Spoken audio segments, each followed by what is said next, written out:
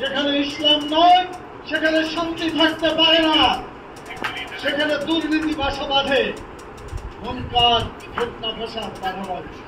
আপনারা দেখেছেন পাকিস্তানের 24 বছর আর বাংলাদেশের 54 বছর, যোগ করলে হয় 78 বছর।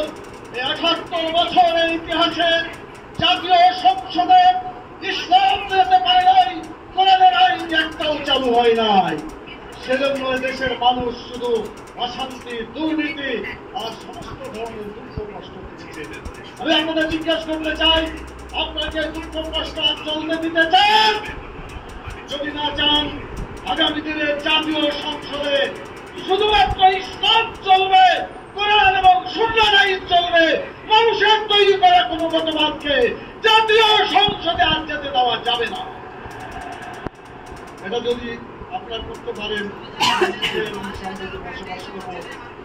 রাসূল সাল্লাল্লাহু বলেছেন, অন্যায় দেখলে হাত দিয়ে প্রতিহত করো, না পারলে পরে মুখ দিয়ে চিৎকার করো, না পারলে অন্তর থেকে প্রচেষ্টা চালিয়ে যাও। আমরা অন্তর দিয়ে অনেকদিন প্রচেষ্টা চালিয়েছি, এখন চিৎকার করার সময় এসেছে। আমাদের এখন শক্তি দিয়ে অন্যায়কে, দুর্নীতিকে প্রতিরোধ করার সময় এসেছে। আপনাকে রাজি আছেন প্রতিরোধ করতে? সেজন্য হাদিসের পরিভাষা অনুযায়ী আসুন আমরা অন্যায়কে প্রতিরোধ করার জন্য এগিয়ে যাই। আজব এই বাংলাদেশ, এখানে চাঁদার নদীর জীবন শেষ। আমরা এমন একটি বাংলাদেশ করতে চাই, আগামীর বাংলাদেশ চাঁদা চাইলে জীবন শেষ। এই আইন চালু করতে হবে, তাহলে চাঁদা বন্ধ হয়ে যাবে। ঘুষ মানুষের দুর্নীতির উপর উৎস।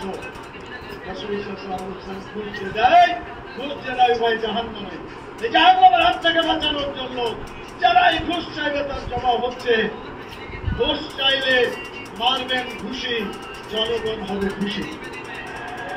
আপনারা কি পারবেন? ঘুষ চাইলে ঘুষি মারতে পারবেন? তাহলে এই হাত দিয়ে শক্তি দিয়ে প্রতিরোধ করা হবে।